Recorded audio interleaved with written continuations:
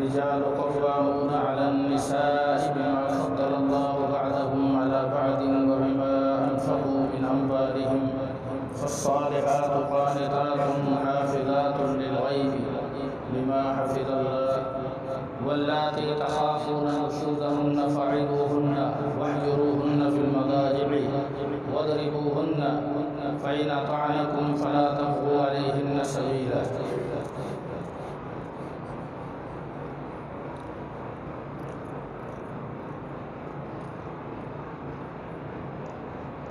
معاشرتی مسائل میں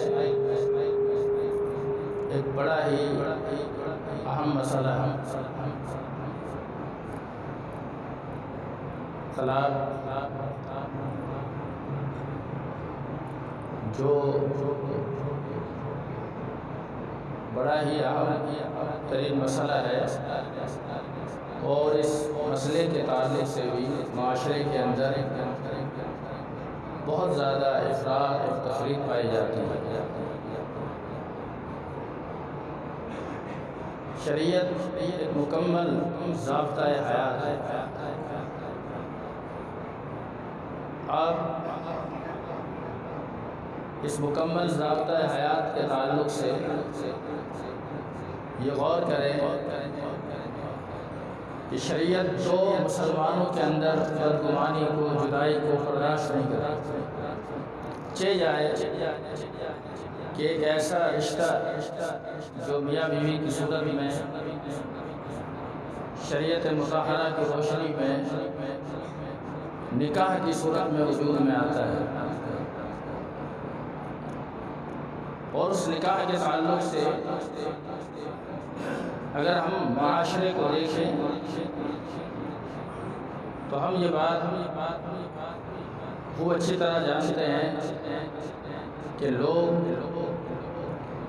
خاندانی نظام کو بہتر بنانے کے لیے کتنی چھان بین کے بعد ایک رشتے کا انتخاب کرتے ہیں۔ باپ کتنی چھان بین کے بعد اس گھرانے کے رشتے کو قبول کرتا ہے اور اپنی بیٹی کو صرف ایک دین کی بنیاد پر وہ ان لوگوں کے حوالے کر دیتا ہے۔ یہ جو نکاح کی صورت کے اندر ایک پاکیزہ رشتہ وجود میں آتا ہے، یہ رشتہ ایسا نہیں ہے کہ کوئی شخص جہاں تھوڑے سے گھر میں حالات خراب ہو، شوہر کو غصہ آ جائے تو بس اس غصے کا اختتام یہ ہے کہ وہ 3 لفظ ادا کرے اور چلو چھٹی۔ اس لیے شریعت نے اس جگہ یہ ضابطہ بیان کیا کہ سب سے پہلا اسٹیپ یہ ہے کہ اگر کچھ ناش خوشگوار ماحول بننے لگے تو فاعذوہن، سب سے پہلے نمبر پر اسے نصیحت کرو۔ واہجروہن فی المضاجع، اگر نصیحت سے معاملہ نہیں بنتا تو گھر میں رہتے ہوئے اپنے بسترے کو اسے جدا کرو تاکہ اسے بھی شوہر کی اہمیت کا احساس ہو۔ وَاضْرِبُوهُنَّ، اگر یہاں سے بھی بات نہ بنے تو پھر ہلکی پھلکی سرزنش ہو۔ فرمایا کہ تم میں سے کوئی اپنی بیوی کو اس طرح نہ مارے، اس طرح نہ پیٹے جیسے کوئی کسی غلام کو مارتا ہے، کسی لونڈی کو پیٹے، اور پھر بالآخر اس کے ساتھ رہنا ہے تو پھر وہ کس منہ سے اپنی بیوی کو اپنے پاس بلائے گا، اور بیوی کیا سوچے گی کہ یہ مجھے دن بھر جانور کی طرح مارتا رہا اور اب کی اس کی خواہشات کی تسکین کا مرحلہ آیا تو مجھے بلا رہا ہے، تو اس کے دل میں شوہر کے حوالے سے پیار اور محبت نہیں پیدا ہوگا بلکہ نفرت پیدا ہوگا۔ تو فرمایا اگر سرزنش کی بات آ جائے، ڈانٹ جھپٹنے کی بات آ جائے تو ہلکی پھلکی اسے سرزنش بھی کی جا سکتی۔ فَإِنْ أَطَعْنَكُمْ فَلَا تَبْغُوا عَلَيْهِنَّ سَبِيلًا، فرمایا کہ اگر معاملہ یہاں پر بن جاتا ہے تو پھر کوئی اور راستہ اس کو تلاش نہ کرو۔ یہ بھی کوئی عقل مندی نہیں ہے کہ بیوی غلطی کرتی، شوہر نے شریعت کے ان اصولوں کو اپنایا تو بیوی صحیح ہو گئی، تو اب یہ نہیں ہے کہ ہمیشہ اس پر جلات بن کے رہو۔ یہ شریعت کی تعلیمات نہیں، اور یہ انسان کی مردانگی کی علامت نہیں۔ اللہ کے رسول صلی اللہ علیہ وسلم نے فرمایا کہ خیرکم لأہلہ، تم میں سے بہترین انسان وہ ہے جس کے بہترین ہونے کی شہادت سارا محلہ، سارا معاشرہ، ساری دنیا دے نہیں، فرمایا اس کے بہتر ہونے کی گواہی اس کے گھر سے ہے۔ وَأَنَا خَيْرٌ لِأَهْلِي، اور میں اپنے گھر والوں کے لیے سب سے بہترین۔ اب دیکھیے جو اللہ کے رسول صلی اللہ علیہ وسلم پر پہلی وحی آئی اور آپ پریشان ہیں، کب کپا رہے تھے، فرمایا مجھ پر کمبل ڈالو، آپ پر کمبل ڈالا جا رہا ہے، آپ گھبراہٹ کے عالم میں ہیں، فرماتے ہیں خشیت والا نفسی، خطیۃ الکبریٰ رضی اللہ تعالیٰ عنہ سے آپ نے کہا مجھے ایسا لگتا ہے مجھے اپنے نفس پر اس بات کا اندیشہ ہے کہ کہیں وہ مجھے ہلاک نہ کر۔ جب آپ کی طبیعت کچھ بہتر ہوئی تب انہوں نے یہ بات کہی، ام المومنین خدیجہ الکبریٰ رضی اللہ تعالی عنہ نے آپ کے بارے میں کیا شہادت ہے؟ اللہ لا یخزیک اللہ ابدا، ہرگز نہیں، میں اللہ کی قسم کھا کر کہتی ہوں اللہ آپ کو کبھی رسوا نہیں کرے۔ إِنَّكَ لَتَحْمِلُ الْقَلَّ وَتَنْصُرُ الْمَظْلُومَ وَتُقْرِعُ الضَّيْفَ، آپ کے اندر تو یہ صفات ہے، آپ لوگوں کا بوجھ اٹھا لیتے ہیں۔ وَتَكْسِبُ الْمَعْدُومَ، جس کے پاس پیسے نہیں ہوتے اور آپ کے پاس بھی نہیں ہوتے، آپ محنت مزدوری کر کے کام کر کے اسے کما کر دیتے ہیں، آپ مظلوم کی مدد فرماتے ہیں، آپ مہمان کی مہمان نوازی کرتے ہیں، آپ تو اتنے اعلیٰ صفات کے مالک ہیں، اللہ آپ کو کیسے ضائع کرے؟ آپ کے یہ بول، آپ کے یہ کلمات اللہ کے نبی صلی اللہ علیہ وسلم سے بھی، اللہ کے نبی صلی اللہ علیہ وسلم کے ابھی خدیجہ الکبریٰ رضی اللہ تعالیٰ عنہ سے مثالی تعلق تھا۔ جب تک آپ زندہ رہی اللہ کے رسول صلی اللہ علیہ وسلم نے دوسری شادی نہیں کی، آپ کی جتنے بھی نکاح ہیں وہ خدیجہ الکبریٰ رضی اللہ تعالیٰ عنہ کی وفات کے بعد۔ ام المومنین عائشہ رضی اللہ تعالیٰ عنہ فرماتی ہیں مجھے اللہ کے نبی صلی اللہ علیہ وسلم کی زندہ بیویوں میں سے کبھی کسی بیوی پر رشک نہیں آیا کہ اس کو دیکھ کر میں نے اپنے آپ کو کمتر سمجھا۔ مجھے خدیجہ الکبریٰ رضی اللہ تعالیٰ عنہ پر رشک آیا۔ میں نے کہا اللہ کے نبی، وہ تو آپ سے عمر میں بھی بڑی تھی۔ آپ نے فرمایا عائشہ خدیجہ تو خدیجہ ہی،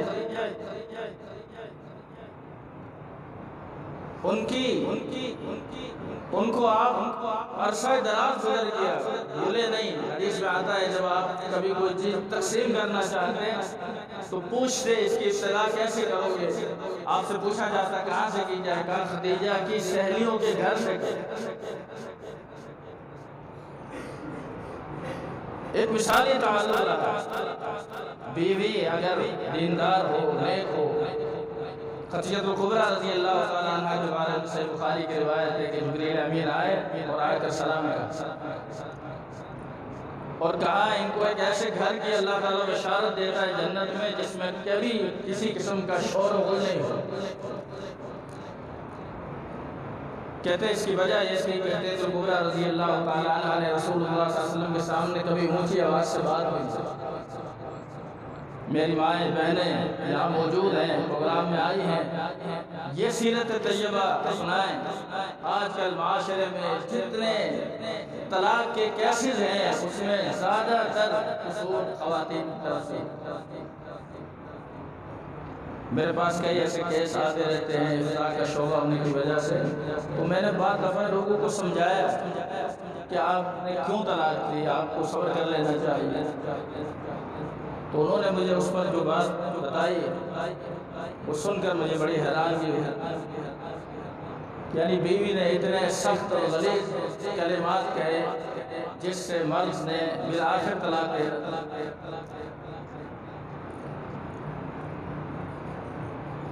تو میں عرض یہ کر رہا تھا کہ شریعت کا طریقہ کار تو یہ ہے کہ ممکن حد تک اس طلاق کی طرف نہ جایا جائے۔ فرمایا وَإِنْ خِفْتُمْ شِقَاقَ بَيْنِهِمَا، اگر تمہیں اندیشہ ہے اس بات کا کہ جدائیگی ہو جائے گی تو ایک کوشش اور کر لو، فَبَعْثُوا حَكَمًا مِّنْ أَهْلِهِ وَحَكَمًا مِّنْ أَهْلِهَا إِن يُرِيدَا إِصْلَاحًا يُوَفِّقِ اللَّهُ بَيْنَهُمَا۔ مرد کی طرف سے ایک شخص چلا جائے ثالث بن کر، عورت کے گھر والوں کی طرف سے بھی ایک بڑے کو بٹھا دیا جائے، یہ دونوں اگر دیندار ہوں گے، دونوں شریعت کو سمجھنے والے ہوں گے، دونوں یہ چاہتے ہوں گے یہ گھر بس جائے، تو اللہ تعالیٰ بھی ان کو توفیق عطا فرما دے۔ ثالث کا کردار یہ ہے، ثالث کو شریعت یہ کردار دیتی ہے کہ تم نے کہیں کسی کی غلط سائڈ نہیں لینی، ثالث کو تو سکھا کر وہ بھیج رہے ہیں، تم نے اس طرح سے بات کرنی ہے، ہماری ناک نیچے نہیں ہونی ہے، کہاں سے گھر آباد ہو۔ اس لیے فرمایا یریدا اصلاحا یوفق اللہ بینہما، اگر وہ دونوں اصلاح چاہیں گے تو پھر اللہ ان کے درمیان صلح پیدا فرما دے۔ اگر یہ ساری کوششیں کر لی گئی تو پھر بعض دفعہ معاملات کرنے کے باوجود بھی نہیں بنتے اور طلاق جیسا مسئلہ آ جاتا ہے۔ پھر قرآن نے یہ بھی کہا کہ وَإِن يَتَفَرَّقَا يُغْنِ اللَّهُ كُلًّا مِّن سَعَتِهِ، اگر ان کے درمیان جدائیگی ہو جاتی ہے اور معاملات نہیں بن رہے ہیں تو اللہ تعالیٰ ان دونوں کو اپنے فضل سے غنی فرما دے، وہ ایک جگہ آباد نہیں ہو سکی، دوسری جگہ آباد ہو جائے۔ لیکن کوشش یہ کی جائے کہ طلاق کا معاملہ بالکل آخری اسٹیج، اس میں پھر شریعت نے یہ بتایا کہ طلاق کس طرح دینی ہے۔ سورہ طلاق کی پہلی آیت، بسم اللہ الرحمن الرحیم، یا ایھا النبی اذا طلقتم النساء فطلقوهن لعدتهن واحصوا العدة۔ اے پیغمبر، اگر آپ کو طلاق دینا پڑے، اذا طلقتم النساء، جب تم عورتوں کو طلاق دو، فطلقوهن لعدتهن، تو عورتوں کو ان کی عدت جیسے شروع ہو، مخصوص ایام گزر گئے، اب طہر کے ایام شروع ہو رہے ہیں، اس میں طلاق دی۔ اور اس طہر کی بھی یہ شرط ہے کہ اس میں ازدواجی معاملات نہ ہوئے۔ فَطَلِّقُوهُنَّ لِعِدَّتِهِنَّ وَأَحْصُوا الْعِدَّةَ، اب عدت کو شمار ہے۔ وَاتَّقُوا اللَّهَ رَبَّكُمْ، اپنے رب سے ڈرو، اللہ سے ڈرو۔ وَلَا تُخْرِجُوهُنَّ، ان عورتوں کو اس گھر میں عدت گزارنے سے نہ روکو، نہ نکالو۔ ہمارے معاشرے کے اندر سب سے بڑی جہالت یہ ہے کہ جب کوئی شخص طلاق دیتا ہے، محلے والے، گلی کوچے والے، جن کو دین کا، اسلام کا دور کا شعور نہیں، وہ سب سے پہلا کام یہ کرتے ہیں کہ اس عورت نے بھلے کبھی پردہ نہ کیا ہو، اس کو ایک چادر میں لپیٹتے ہیں اور اس کی ماں کے گھر چھوڑ آتے ہیں اور کہتے ہیں یہ بہت بڑی نیکی، اب تو یہ حرام ہو گئے، لہذا اس کو اس کی ماں کے گھر پہنچا دیا، یہ بہت بڑی نیکی کر رہی ہے۔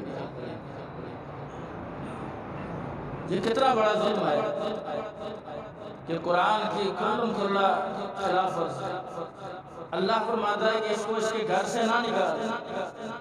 ایک شوہر نے طلاق دی ہے، اگر بیوی شوہر کے گھر میں عدت گزارے گی تو صحیح بتائیں کہ گھر کے آباد ہونے کے چانسز زیادہ ہیں یا گھر کے بگڑنے کے چانسز زیادہ ہیں؟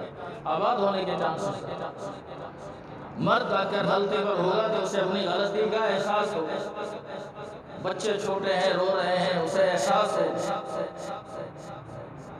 وہ ہر اعتبار سے سوچے گا۔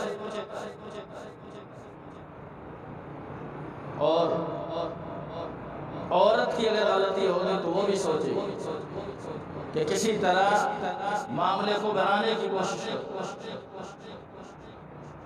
اس لیے شریعت نے طلاق کے بعد پھر عدت کا ایک دورانیہ رکھا، وَالْمُطَلَّقَاتُ يَتَرَبَّصْنَ بِأَنفُسِهِنَّ ثَلَاثَةَ قُرُوءٍ۔ طلاق دی ہوئی عورتوں کی عدت ثلاثۃ قروء، 3 قروء ہے، 3 حیض۔ جب تک انتظار کرے، اس کے پاس چانس ہے، مرد کے پاس بھی، عورت کے پاس بھی۔ اب جس کی غلطی ہے وہ گھر کے معاملے کو گھر کے اندر بنانے کی کوشش کرے۔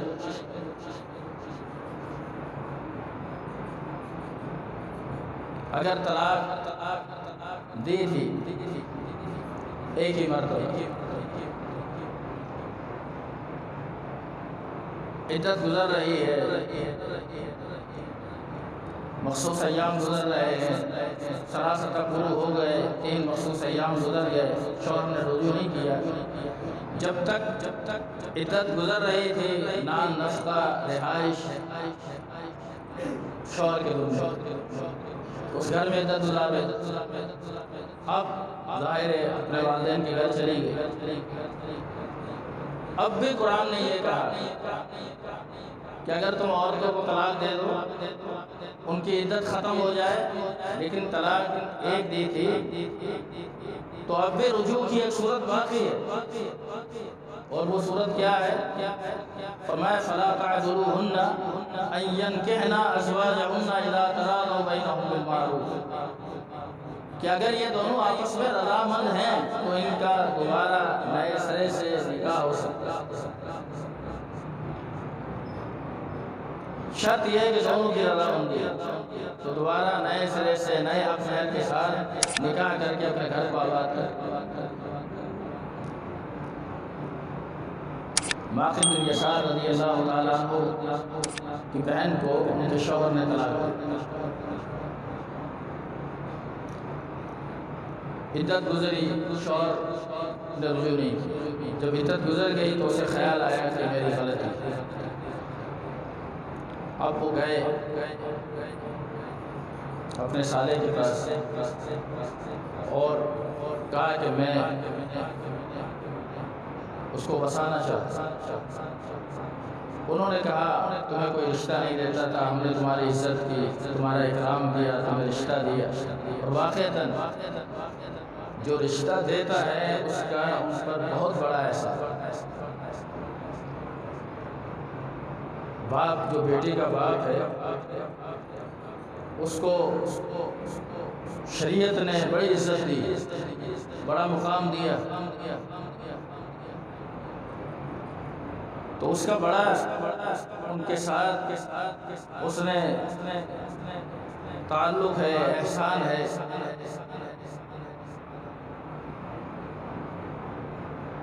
مجھے کسی نے بتایا انڈیا کے کسی شہر کے اندر مردوں کی تعداد بہت زیادہ ہے، کسی خاص شہر کے اندر عورتوں کی تعداد کم ہے، اور وہاں لوگوں کی عمریں 40 سال ہو گئے اور انہیں رشتہ نہیں ملا۔ تو یہ بہت بڑا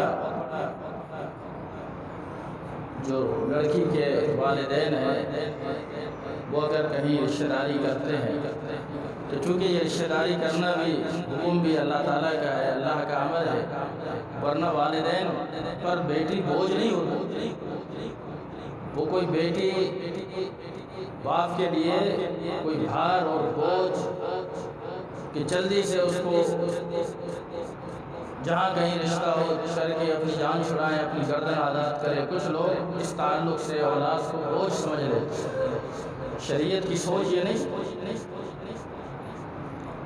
باپ کی ذمہ داری بیٹے کے تعلق سے یہی ہے، فرمایا کہ بچی پیدا ہو تو اس بچی کی اچھی تربیت کرے، اس کا اچھا نام رکھے، اس کو اچھی تربیت دے، اچھا تعلیم دے، اور بیٹے اور بیٹی کی بات آ جائے تو ایسا نہ ہو کہ بیٹے کو ترجیح دے، اس طرح کے کام نہ کرے۔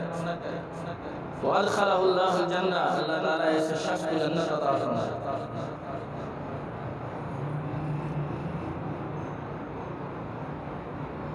جب انہوں نے کہا کہ ہم نے تو تیرے ساتھ اتنا احسان کیا اور تم نے اس طرح سے طلاق دے کر معاملہ ختم کر دیا، ہم اپنی بہن کو تمہارے ساتھ نہیں بھیج سکتے۔ ان کی بہن بھی وہاں جانا چاہتی ہے۔ معاملہ اللہ کے رسول صلی اللہ علیہ وسلم کے پاس پہنچا۔ اللہ کے رسول صلی اللہ علیہ وسلم نے اسے بلایا اور بلا کر فرمایا، اللہ تعالیٰ قرآن مجید میں فرماتا ہے فَلَا تَعْضُبُوهُنَّ، تم انہیں نہ روکو اس بات سے کہ يَنْكِحْنَ، یہ نکاح کریں أَزْوَاجَهُنَّ، اپنے صاحب کا خاوند سے، إِذَا تَرَاضَوْا بَيْنَهُم بِالْمَعْرُوفِ، جب یہ آپس میں رضامند ہے تو انہیں نکاح سے نہ روکو۔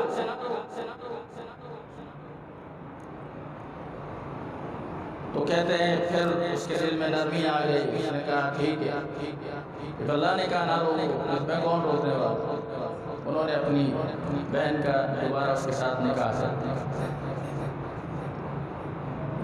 یہاں ایک چھوٹا سا مسئلہ بڑا قابل غور ہے کہ جب یہ مسئلہ اللہ کے نبی کے پاس آیا اور صحابی نے کہا کہ اس طرح غلطی ہو گئی ہے، اب میں اس کو رکھنا چاہتا ہوں لیکن میرا سالہ جو ہے وہ نہیں مان رہا، تو اللہ کے نبی نے یہ نہیں کہا کہ تم بھی راضی ہو وہ بھی راضی ہے ادھر آ جاؤ میں نکاح پڑھا دوں، آپ نے یہ نہیں کہا۔ اس کا مطلب یہ ہے کہ ولی کی اہمیت، اور بغیر ولی کے جو کورٹوں میں نکاح کر دیتے ہیں نکاح ہو جاتا ہے، لا نکاح الا بولی، بغیر ولی کے نکاح نہیں۔ اور آپ نے فرمایا ایما امرأۃ نکحت نفسها بغیر اذن ولیها، جس عورت نے اپنا نکاح ولی کی اجازت کے بغیر خود کیا اس کا نکاح باطل ہے، فنکاحها باطل فنکاحها باطل فنکاحها باطل، اس کا نکاح باطل ہے، بغیر ولی کے نکاح نہیں ہے۔ کورٹ میرج کر لینا اور لو میرج کر لینا اور یہ سمجھنا کہ بعد میں والدین رضامند ہو گئے لہذا چلو صحیح ہو گیا، نہیں، یہ نکاح جو ہوا ہے انعقاد نکاح میں ولی نہیں تھا، نکاح کی اختیار ولی کے ہاتھ میں۔ شریعت نے بیٹی کو بھی اختیار دیا لیکن بیٹی اور ولی دونوں کے اختیار کو ملا کر ایک فریق کی حیثیت دی، اور لڑکے کے اکیلے اختیار کو ایک فریق کی حیثیت دی۔ لڑکے کے رشتہ دار میں کوئی بھی نکاح میں شریک نہ ہو تو نکاح ہو جائے، لیکن اگر لڑکی کے نکاح کے موقع پر اس کا ولی شریک نہ ہو تو نکاح نہیں ہو، اس کی اجازت نہ ہو تو نکاح نہیں ہو، اس کے علم میں بات نہیں آئی اس طرح چھپ کر نکاح ہوگا۔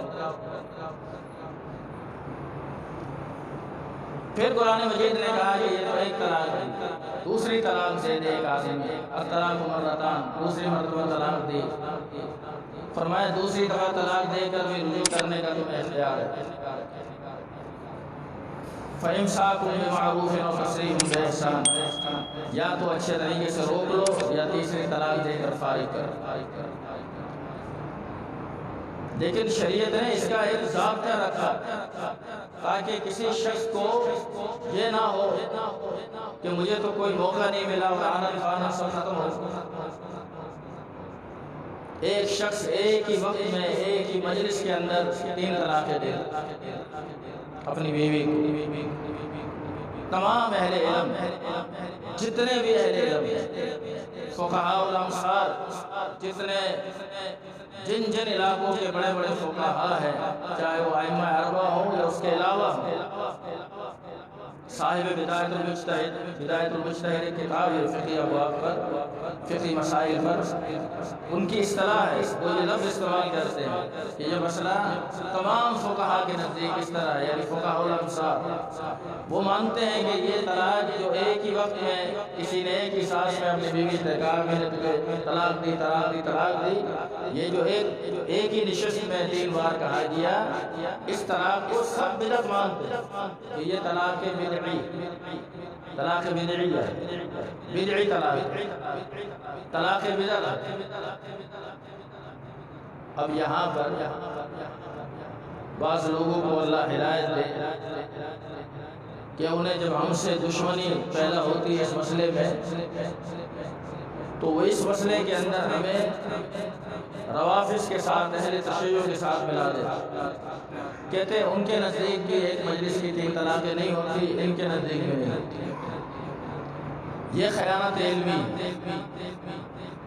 ان کے نزدیک ایک طلاق بھی واقع نہیں ہوا روافض کے نزدیک، اور ہمارے نزدیک ایک طلاق واقع ہے، کیونکہ ایک وقت میں ایک طلاق دینی چاہیے تھی، ایک سے زائد جو تھی وہ بدعت تھی،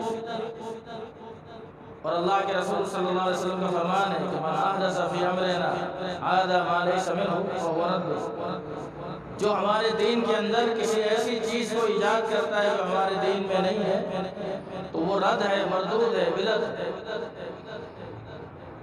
تو ایک طلاق واقع ہو جائے گی اور بقیہ جو دو طلاقیں ہیں وہ واقع نہیں ہو، وہ مردود ہے، وہ بدعت ہے۔ ایک طلاق واقع ہو۔ اللہ کے رسول صلی اللہ علیہ وسلم کی زندگی میں اس طرح کا واقعہ پیش آیا، آپ کے ایک صحابی رکانہ رضی اللہ تعالیٰ عنہ نے اپنی بیوی کو اسی طرح طلاق دے دی۔ پھر حدیث کے الفاظ ہیں کہ آپ اس پر رنجیدہ ہوئے، آپ کو رنجیدہ دیکھ کر رسول اللہ صلی اللہ علیہ وسلم نے پوچھا کیا مسئلہ ہے؟ کہا طلق کو امرأتی، میں نے اپنی بیوی کو طلاق دیا۔ آپ نے پھر پوچھا کیف طلقتها، تو نے کیسے طلاق؟ قلت ثلاثا، میں نے کہا کہ میں نے 3 طلاق دی۔ آپ نے پوچھا فی مجلس واحدہ، ایک ہی نشست میں دی ہے، ایک ہی وقت میں دی ہے؟ مسند احمد کی روایت کے مطابق فرمایا ہاں ایک ہی نشست میں دی۔ آپ نے فرمایا کہ تلک واحدہ فرجعها ان شئت، یہ تینوں طلاقیں ایک کے حکم میں ہے، تم چاہو تو رجوع کرو، اور حدیث کے الفاظ ہیں انہوں نے رجوع کرو۔ یہ اللہ کے نبی صلی اللہ علیہ وسلم کی زندگی میں واقعہ پیش آیا۔ جناب ابوبکر صدیق رضی اللہ تعالیٰ عنہ کی دور خلافت میں بھی یہی معاملہ تھا، جیسا کہ امام مسلم رحمۃ اللہ علیہ نے صحیح مسلم میں کتاب الطلاق میں جناب عبداللہ ابن عباس رضی اللہ تعالیٰ عنہما سے ذکر کیا کہ یہ مسئلہ اسی طرح اس کو ایک ہی شمار کیا جاتا تھا اگر کوئی ایک وقت میں 3 دے دیتا، لیکن جناب عمر رضی اللہ تعالیٰ عنہ کے دور خلافت میں جب اس میں لوگ بہت زیادہ بے احتیاطی کرنے لگے تو پھر آپ نے اس مسئلے کے تعلق سے یہ فرمایا کہ اگر آج کے بعد کوئی شخص اپنی بیوی کو اس طرح 3 دفعہ کہہ دے گا تو ہم اس کی بیوی کو اس سے بگا کر سکتے ہیں۔ اب آپ کا یہ حکم، آپ کا یہ آرڈیننس جو ہے تعزیراً طور پر ہے تاکہ لوگ سنت طریقے پر آ جائیں اور جو صحیح طریقہ ہے طلاق کا اس کو فالو کریں۔ یہ آپ کا حکم اس اعتبار سے نہیں ہے کہ اب آپ کا یہ حکم جو ہے وہ شریعت بن کے نافذ ہو، اور جناب عمر رضی اللہ تعالیٰ عنہ نے بعد میں اپنے اس قول سے رجوع بھی کر لی۔ یہ ساری تفصیلات موجود ہیں۔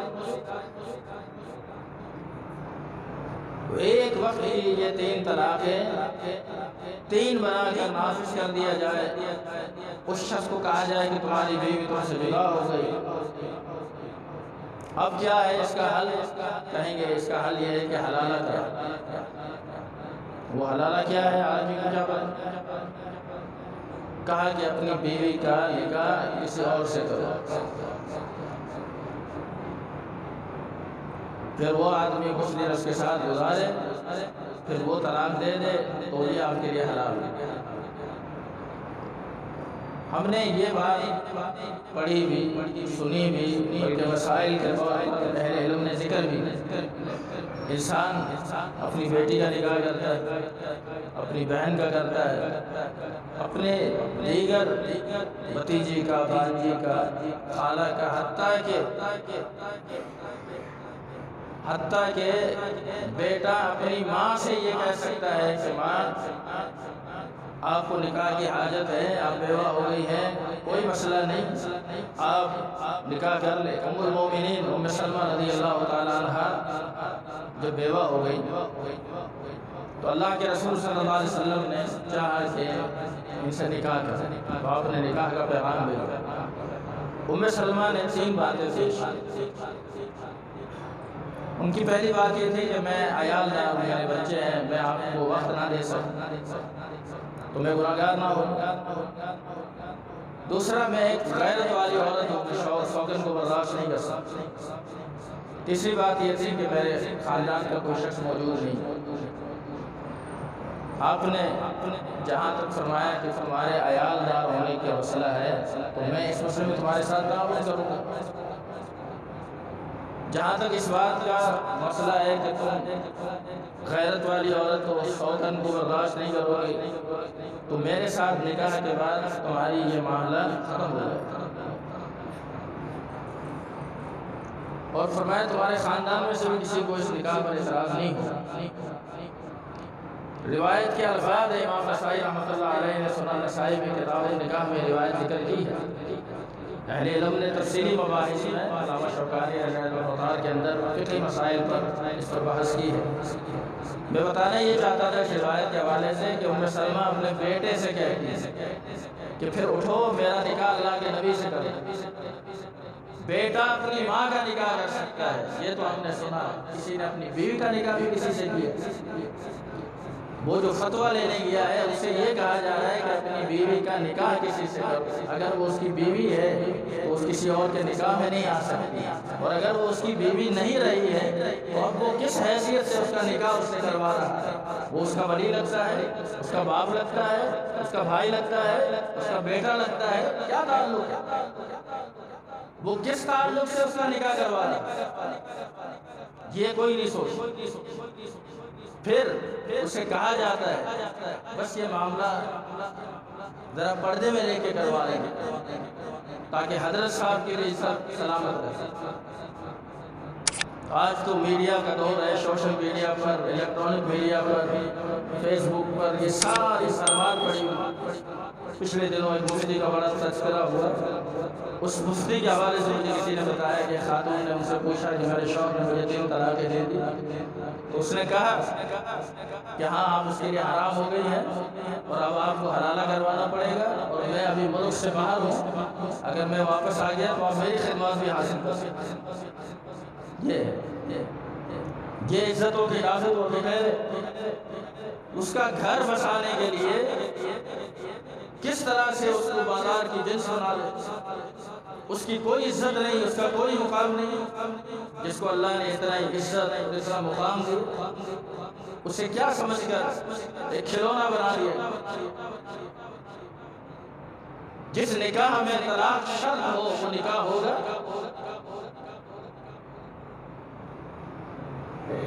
جس کو حلالہ کہتے ہیں، یہ حلالہ کا نکاح، اس کو کیا معمولی سمجھتے ہیں؟ اس نکاح کے اندر ایگریمنٹ ہے، شرط ہے کہ 3 دن کے بعد، 2 دن کے بعد، 5 دن کے بعد تمہیں طلاق دینی۔ جس نکاح میں طلاق شرط ہو وہ نکاح ہوگا؟ اس میں اور مطابق کیا فرق؟ مطابق ایگریمنٹ پر نکاح ہے، 1 مہینے کا، 1 دن کا، 1 رات کا، 1 سال کا، جتنی اس کی مدت بڑھانا چاہے کم کرنا چاہے، کیا فرق ہے؟ امام وقی رحمۃ اللہ علیہ کا قول امام ترمذی رحمۃ اللہ علیہ نے جامع ترمذی میں ذکر کیا ہے۔ وہ فرماتے ہیں کہ ایک شخص کو اس حلالہ کے نکاح کی آفر کی، کسی نے کہا آپ نکاح کر لیں، اس نے نکاح کر لیا حلالہ کی نیت سے۔ ثم بدا علم، پھر اس کے دل میں خیال آیا کہ نہیں یار یہ کام تو صحیح نہیں، اب میں ایسا کرتا ہوں میں اس کو طلاق نہیں دوں، میں اس کو اپنی بیوی بنا کر ہی رکھوں۔ کہتے ہیں اگر اس کے دل میں یہ خیال بھی آ جائے تب بھی یہ نکاح نہیں، اس کو چاہیے کہ دوبارہ نئے سرے سے نکاح کرے۔ عبداللہ بن عمر سے کسی نے پوچھا، ایک شخص نے حلالہ کے نیت سے نکاح کیا، فرمایا ذالک صفاح، یہ زنا ہے۔ سوال کرنے والے نے کہا بھائی مکہ تھا 20 سنۃ، اس نکاح کو 20 سال کا عرصہ ہو گیا، فرمایا 20 سال سے زنا ہے۔ مصنف عبدالرزاق کے اندر یہ فتویٰ موجود، مصنف ابن شیبہ کے اندر جناب عمر رضی اللہ تعالیٰ عنہ کا فتویٰ موجود۔ آپ فرماتے ہیں میرے پاس حلالہ کرنے والا مرد اور جس کے لیے حلالہ کیا گیا، اگر یہ کیس میرے سامنے آیا تو جس عورت کے ساتھ حلالہ ہوا اور جس نے حلالہ کیا تو میں انہیں رجم کر دوں گا۔ پتھر مار مار کر رجم کسے کیا جاتا ہے؟ کسی شادی کرنے والے کو آج کا کسی نے پتھر مارے یہ پتھر کیوں مارے جا رہے؟ اس پر تو پھول برسنے چاہیے۔ معنی یہ ہے کہ سلف اسے زنا سے تعبیر کرتے۔ اللہ کے رسول صلی اللہ علیہ وسلم نے سنن ابن ماجہ میں کتاب النکاح کے اندر حدیث موجود ہے، آپ نے فرمایا کہ لعن اللہ المحلل، حلالہ کرنے والے پر، اور والمحلل له، اور جس کے لیے حلالہ کیا گیا، ان پر اللہ کی لعنت ہے۔ ابن ماجہ کے اندر دونوں روایتیں، لعن رسول اللہ صلی اللہ علیہ وسلم کے بھی الفاظ ہیں، اللہ کے رسول نے بھی صلی اللہ علیہ وسلم جو حلالہ کرتا ہے، کرواتا ہے، دونوں پر اللہ کی۔ مجھے حیرت ہے کہ یہ بات بھی تسلیم ہے فقہائے احناف کو کہ ہاں جی بالکل یہ لعنت والا عمل ہے، لیکن اگر کوئی کرے گا حلالہ والا نکاح تو ہو جائے گا۔ یہ نکاح ناجائز ہے، لیکن اگر کوئی کرے گا تو ہو جائے گا۔ بلکہ بعض فقہاء نے تو یہاں تک لکھا کہ ممکن ہے اس جگہ لعنت کا معنی رحمت ہو،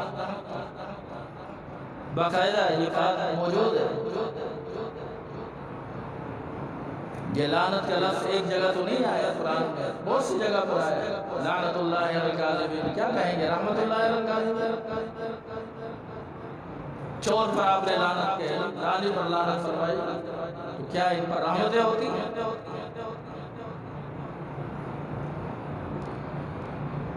تو سوچنے کی بات یہ تھی کہ طلاق کا ایک سیدھا سادہ ضابطہ تھا کہ انسان ایک طلاق دے، اور طلاق دینے کے بعد عدت گزرنے تک بیوی اس کے گھر میں رہے، اگر رجوع کے چانسز بن جاتے ہیں ٹھیک ہے، ورنہ جیسے ہی یہ عدت اس سے مکمل ہوگی تو آٹومیٹکلی یہ معاملات ختم ہو جائیں۔ اور اگر کوئی شخص ہر طہر کے اندر طلاق دے تو یہ بھی طلاق کی ایک قسم ہے، اس طرح بھی طلاق واقع ہو سکتا ہے۔ لیکن ایک ہی وقت میں اگر کسی شخص نے 3 مرتبہ اگر کہہ دیا ہے تو یہ تینوں کے تینوں بیک وقت نافذ نہیں ہوتے، اس کو شریعت نے نافذ نہیں کیا۔ مجھے بڑی حیرت ہوئی ہے، میں نے ایک دفعہ ایک نکاح دیکھا، ہم تو نکاح میں ایجاب و قبول ایک ہی دفعہ کرواتے ہیں کہ فلاں بنت فلاں آپ کو اتنے حق مہر میں قبول ہے، یہ گواہ ہے، یہ ولی ہے، وہ کہتا ہے قبول ہے۔ اللہ تعالیٰ نے بھی ایک نکاح پڑھایا، قرآن میں اس نکاح کا ذکر ہے، زینب رضی اللہ تعالیٰ عنہ سے جو اللہ کے نبی کا نکاح ہوا، تو اللہ تعالیٰ فرماتا ہے زوجناکہا، ہم نے آپ کا اس سے نکاح کر دیا۔ اللہ نے بھی ایک ہی دفعہ کہا، یہ دفعہ نہیں کہا، لیکن کچھ لوگ یہ ایجاب و قبول 3 دفعہ کرا اور 4 دفعہ وہ پیپر پر سائن کرتے فارم پر، 4 اور 3 کتنے ہو گئے، 7۔ آج تک کسی نے کہا اس کا 7 دفعہ نکاح ہوا، لیکن اگر وہ زبان سے 3 دفعہ بول دے تو یہ طلاق 3 دفعہ ہو گیا۔ پھر تو یہ بھی مانو نا کہ یہ نکاح بھی 7 دفعہ ہوا، اس کو تو کوئی نہیں مانتا، یہی مانتے ہیں نا کہ اس کی تاکید ہے، اس کو بہت کنفرم کیا ہے، مزید کنفرم کیا ہے، یہی کیا ہے۔ زیادہ سے زیادہ اس کو بدعت کہو گے اور کیا کہو گے، لیکن آج تک کسی نے یہ نہیں کہا کہ اس کا نکاح تو 7 دفعہ ہوا۔ لیکن اگر طلاق کا لفظ منہ سے نکل جائے 3 دفعہ تو یہ 3 ہو گئے، چلو ختم۔ بہرحال یہ مسئلہ تھا، بہت اختصار کے ساتھ بھی وضاحت تو اس میں کافی ہے۔ بس اللہ تعالیٰ جو معاشرے کے اندر اس حوالے سے افراط و تفریط ہے، اس کو سمجھنے کی توفیق عطا فرمائے، اس افراط و تفریط سے لوگوں کو نکلنے کی توفیق عطا فرمائے، اور اللہ رب العزت ہمیں صحیح معنی کے اندر قرآن و سنت کا فہم عطا فرمائے۔ اقول قولی ھذا واستغفر اللہ لی و لکم۔